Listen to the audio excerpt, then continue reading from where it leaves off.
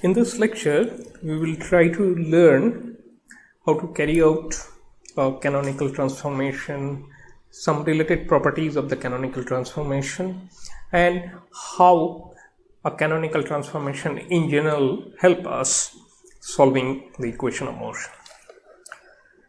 Now, we have already studied Hamilton's equation of motion, which are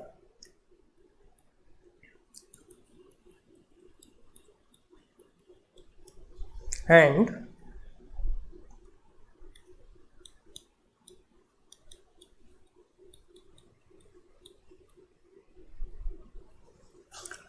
this Hamilton's equation of motion do not actually reduce the complexity that we have seen with Euler-Lagrange equations. So, for example, we have for a system which has n generalized coordinates, we had n number of second order differential equation which are Euler-Lagrange equations, and in case of Hamilton's equation we have simpler first order equations, and but their total number is 2n, of course. Now, if you substitute or reduce the variables, get rid of the momenta, then this Hamilton's equation essentially reduces to Euler-Lagrange equation. So in a way we have not gained much, one can say, by devising these equations, the Hamilton's equation.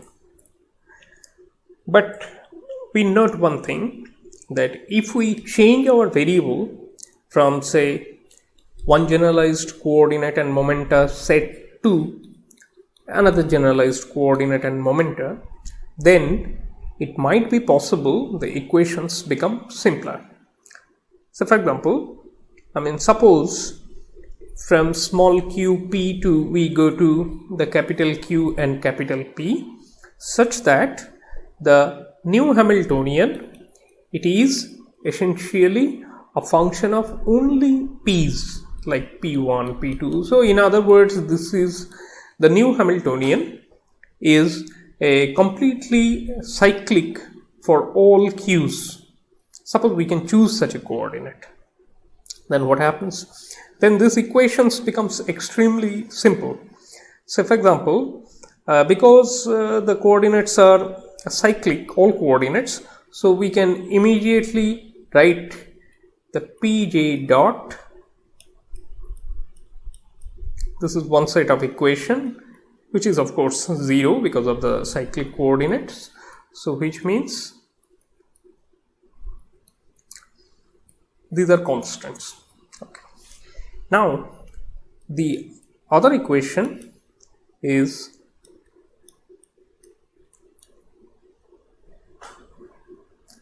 this will also be constant. In this case, let us suppose this Hamiltonian, as we have written, it's not a function of time. So Hamiltonian is a constant of motion. It's not an explicit function of time, and also it's not a function of coordinate. So partial derivative with respect to p's, and the p's being constant, they are also conserved. So essentially, after carrying out the partial derivative, we will get some constant coefficients.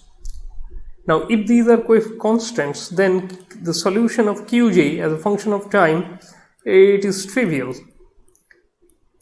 Here the beta j's are, we get them from initial condition at t equal to 0, the qj is equal to beta j.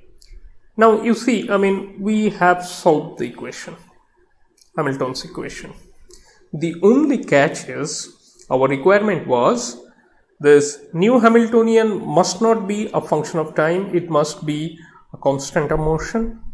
And second requirement was, we have to cleverly choose the q's and p's such that in terms of the new coordinate, the new Hamiltonian becomes cyclic in generalized coordinates. So this is one big advantage. If we can do that consistently for all problems for which Hamiltonian is constant of motion, which fortunately happens for many physical systems, then we can use this solution. So one just have to choose a special set of coordinates. And this lecture will try to look at how do you choose, rather how do you go from one old set of coordinate to a new set of coordinate.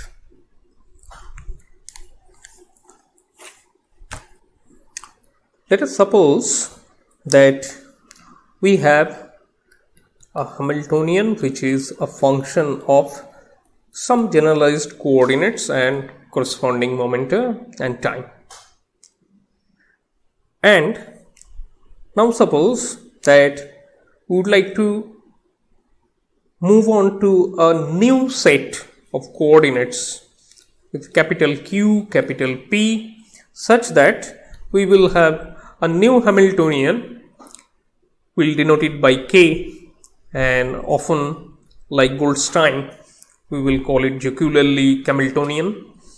So this Hamiltonian would be function of new coordinates, and Hamiltonian is of course function of the old coordinates, and we are moving from the old coordinates to the new coordinates. The motivation of such transformation is already described, that often we try to make the equation simple by choosing coordinates in which the new Hamiltonian become kind of cyclic. So this Hamiltonian could be just function of p's and not q's. So we can make such a choice. The question is, in general, how do we transform? I mean, how do we go from old coordinates, old momenta, to new coordinate, new momenta? And we would like to explore or understand the rules and the methods rather. Now, using the old coordinate, we can always demand that the modified Hamilton's principle that must hold, which means that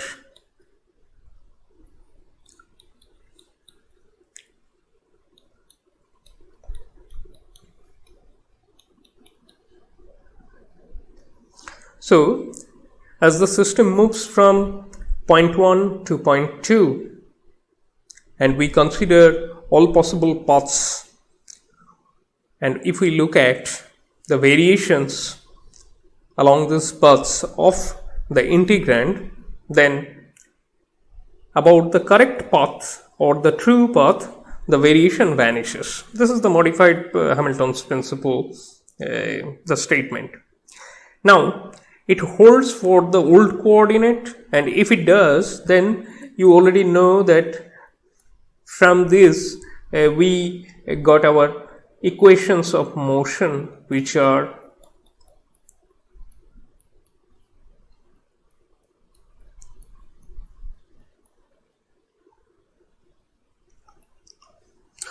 now if we have a canonical coordinates, a new pair, new set, then we can equally demand that for this new set we must have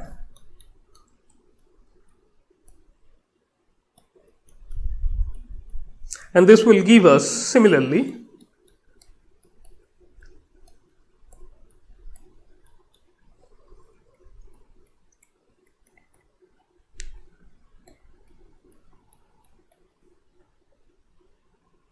so the question is, if the left hand side holds, so that means the modified Hamilton's principle works with old set of coordinates and new set of coordinates, then what can we say about the integrands in these two integrals? The answer is straightforward. We can say that these integrals, they can differ by a multiplicative constant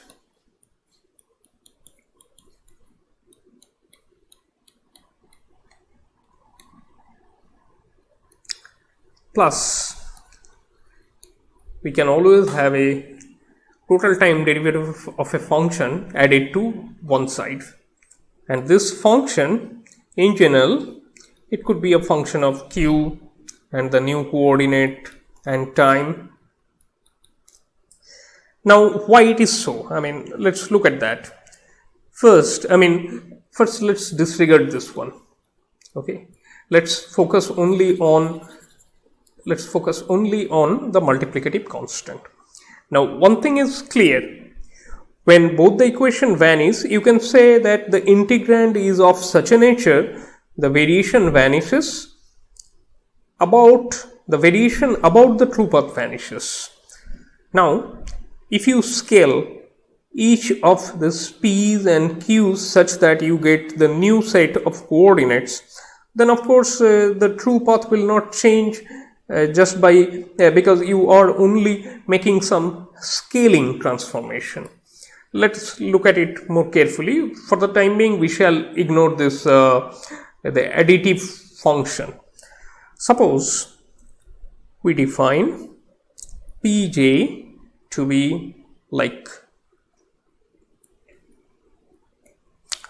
just a multiple of the old coordinate. Let's say beta is fixed for all pj's, and similarly let us suppose we do this.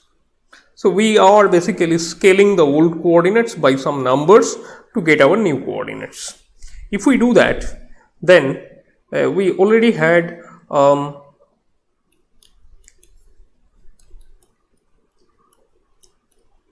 this in terms of the new coordinates would be what? 1 by alpha qj dot is equal to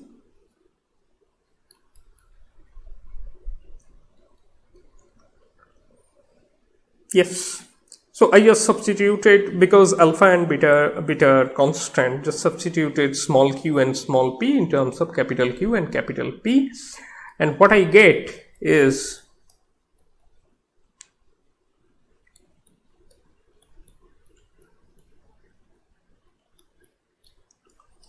so similarly the other equation would be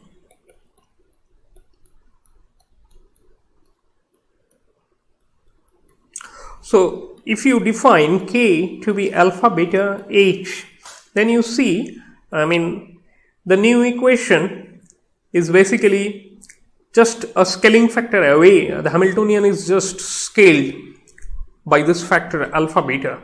So for that, the scaling transformation will look like alpha beta times pj qj dot minus h. It holds. For the above transformation, it always works, and this alpha beta you can define it to be lambda. So which means a simple scaling of the coordinates will always give you a new set of coordinates where Hamiltonian simply gets scaled by the product of those scaling factors. So such transformation where we are just multiplying individual coordinates or momenta by a factor are called scale transformations. Scale transformations are not difficult. It's simple. Now, these transformations in general for which this relation holds, we call them in general, they are transformation. If the lambda is not equal to 1, we call them extended canonical transformation.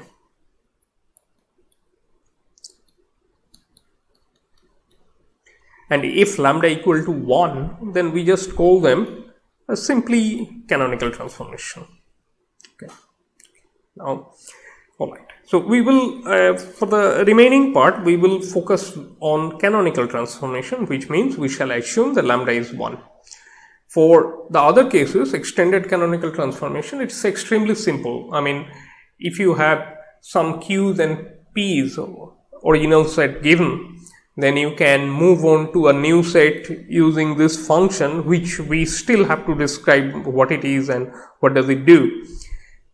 But anyway, suppose you move from qp to some another intermediate generalized coordinates and momenta by adding a function df dt of this form, and after that you can do the scaling, or you can first do the scaling from old coordinate to an intermediate set, and from the intermediate set you can move on to the new set by adding this function.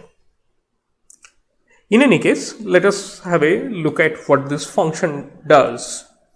I will rewrite the modified Hamilton's principle once more,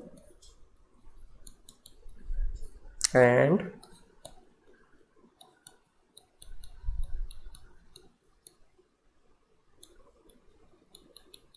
yes. Now, if you remember, when we were deriving this equation, we were considering different paths. Then from point 1 to point 2, we demanded that in the configuration space, the Qj, they have no variation at the end point. And the moment we assume that for the new coordinates the same principle holds, then that also means even for the new coordinate, the variation at the endpoints are not allowed. Okay.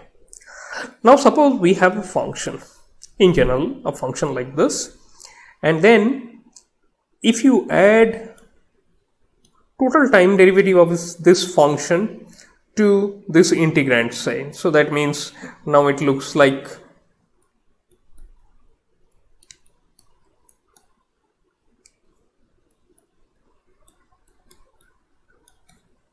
this is what it looks like.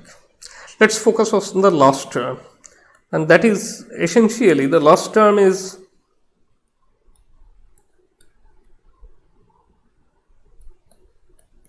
d of f. After all, the dt, it's a integral of time and it's total time derivative, so it's simple. So we are evaluating the variation of f at the end point at 1 and 2. Now suppose f is let me move it here. Okay. Now let us suppose the f is a function of some small q, capital Q, and time. Let us suppose it's like this. In that case, I can, when we calculate the df dt or we calculate the d of f, that can be written in terms of the new coordinates, because that is what matters in this integrand, because here the small q's are not important. Small q's are parameter as far as this particular variation is concerned, and the relevant quantity is the capital Q, which becomes the generalized coordinate. Now df can be written in this form, and you evaluate this particular term only at the end point. So basically we are looking at the variation at the end point of delta qj times del f del qj. So we are essentially considering this. After taking the delta and taking it inside, this is what we have. Now this quantity vanishes simply because we just mentioned that delta qj, that can't have any variation at the end point by demand. We demanded that at 1 and 2, so these vanish. So which means that if you have a function of a small q, capital Q, and t, and that you are adding with one of the integrands, then that leaves the essentially the integral unchanged. Okay, that's very important. So that means that two integrals can differ by total derivative of a function without any problem. That is possible. So the canonical transformations, we shall say that the new coordinates and old coordinates are related in this fashion, where f is a function of, let's say, old coordinates, new coordinates, and time. Remember, when I say coordinate, I mean coordinate, not the momenta. For momenta, we will have a slightly different form. We'll discuss that later. Now, for such functions where only the generalized coordinates appear, they are historically called f1. So we will stick with this notation f1. Now this condition, if it is true, then we can expand it. We can expand the total time derivative of f1 as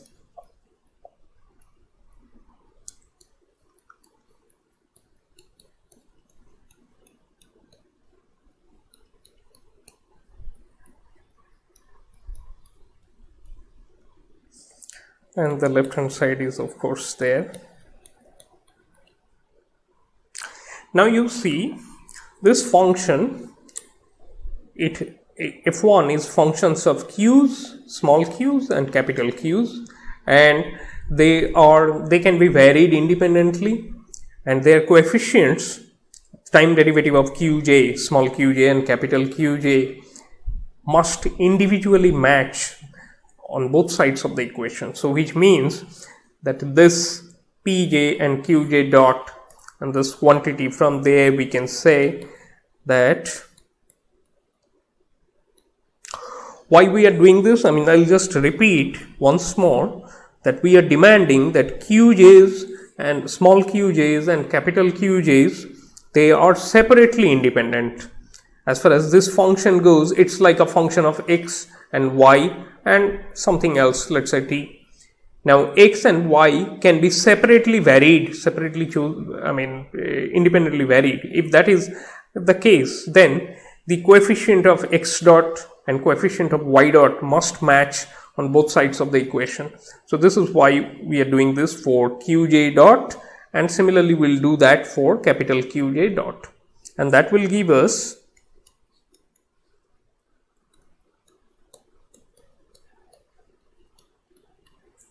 also we will have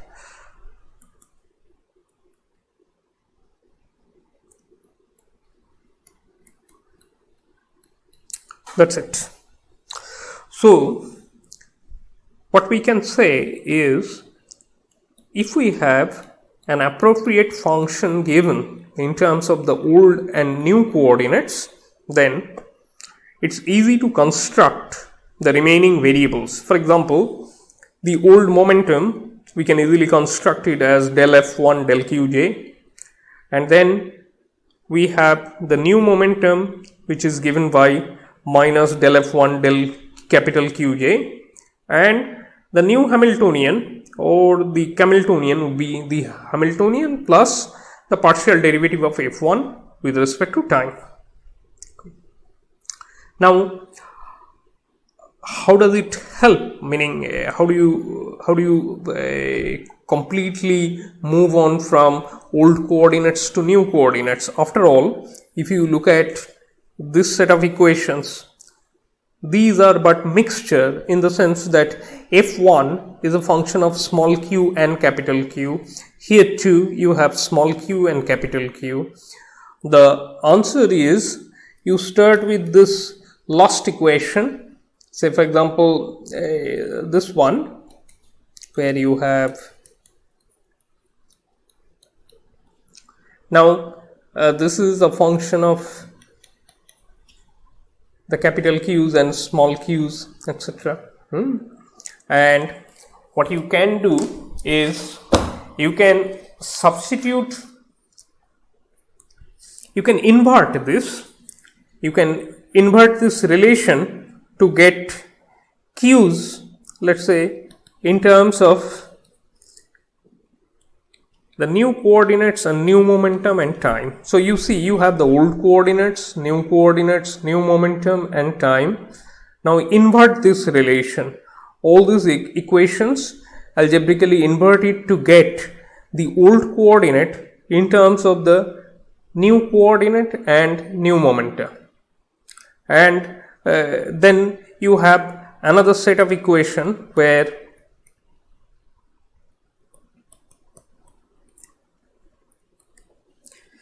once you have done it, then you can simply substitute that in the first equation. The first equation, in the sense that I mean this particular equation which I have written again.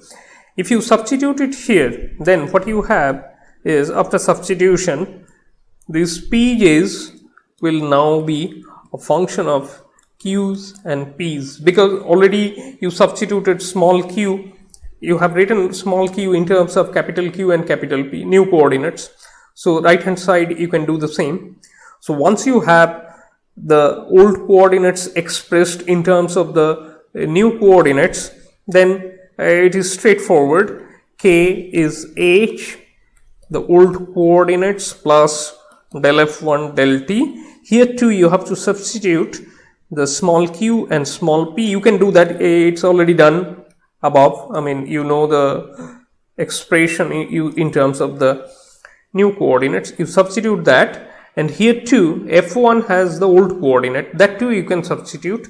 Then the entire right hand side would be in terms of the new coordinates, and that's it.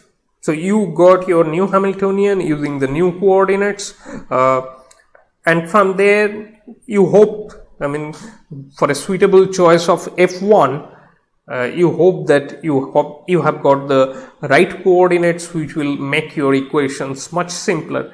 Maybe if you have a good f1, it can make your Hamiltonian cyclic in capital Q, in which case the problem is extremely easy to solve, almost trivial to solve.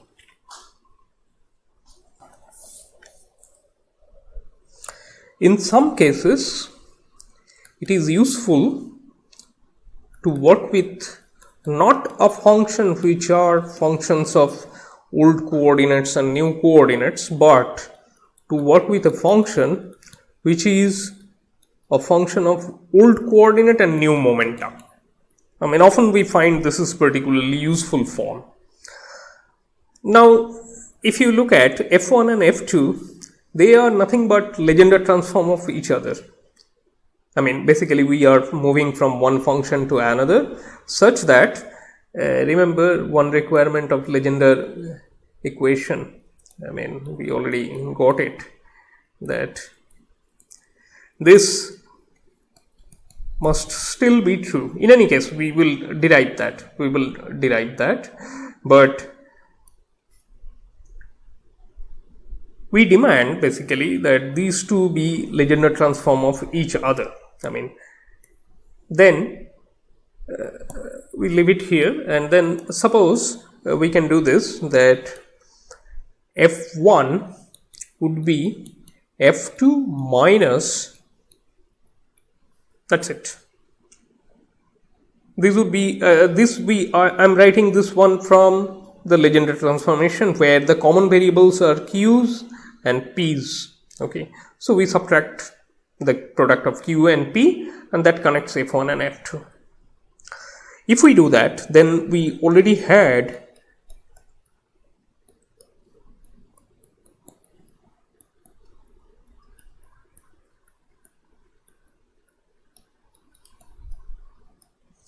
but f1 is f2 minus qj and pj, so we will write that, and this would be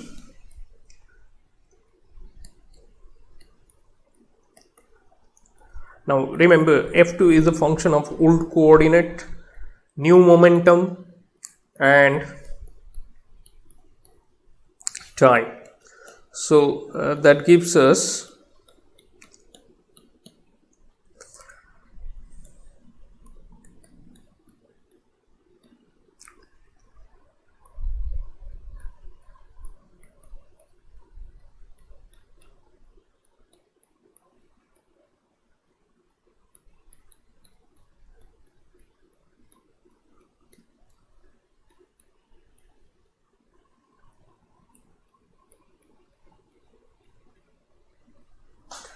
so you can see the first term cancels, and from the remaining term we have to match the coefficients. If we match the coefficient of small qj, then we get back the relation that we were demanding earlier. So it follows from from the matching of the coefficients, And then for the capital Qj, the relation would be different now.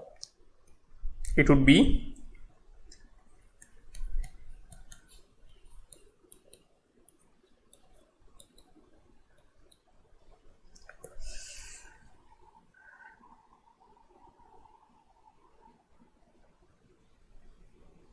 I think we made a mistake here because it's a function of pj's. It's a function of pj. Yeah.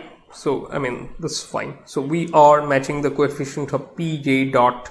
That gives us qj must be equal to del f2 del pj. Yeah. So that's what we. And the remaining part we still have to write the Hamiltonian, and that would be just exactly what we had before.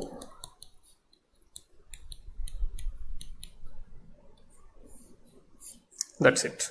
So I mean, for the sake of completeness, I write down the remaining relation.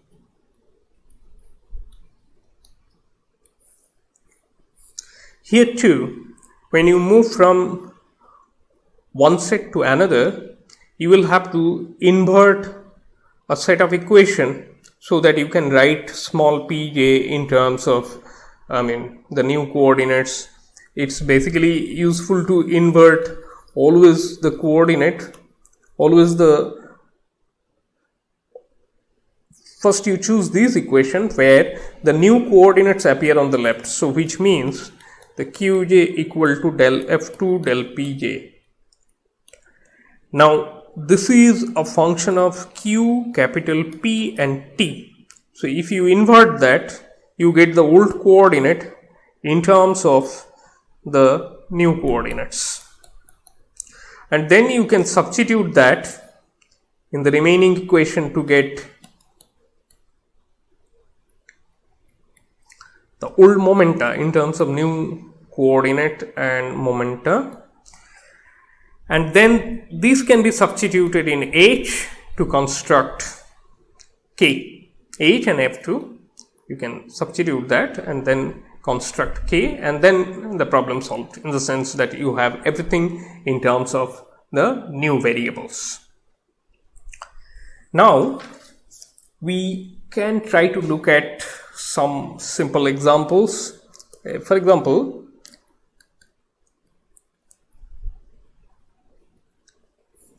suppose f1 is given, it's not a function of time, and this is the function. Then what would be the, I mean, the new momentum and the old momentum and the Hamiltonian? We can easily construct that. Say for example, f1 is this, so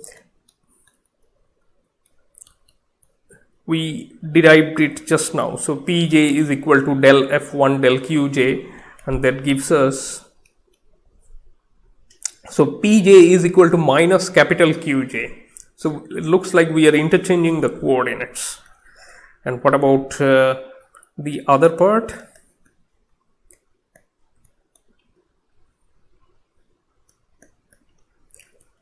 And that's it. So you see, we are basically going from, I mean, we can say that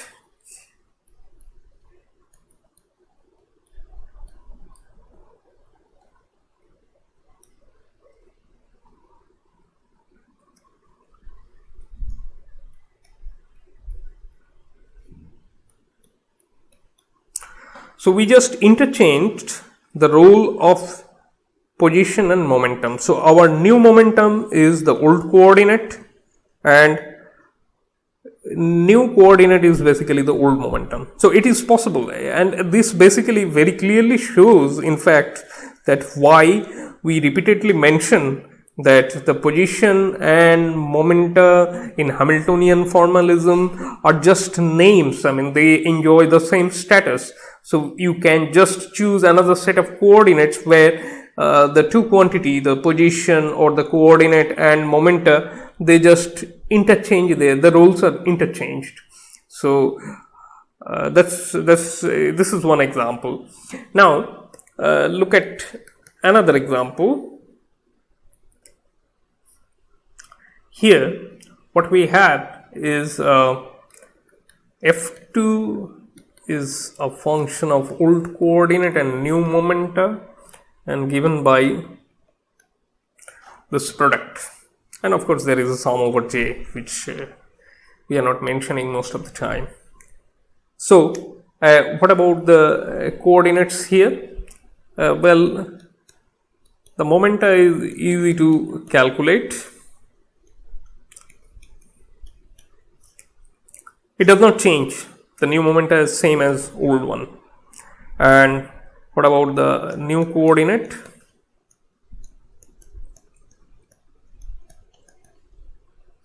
It's same. So basically this is nothing but identity transformation.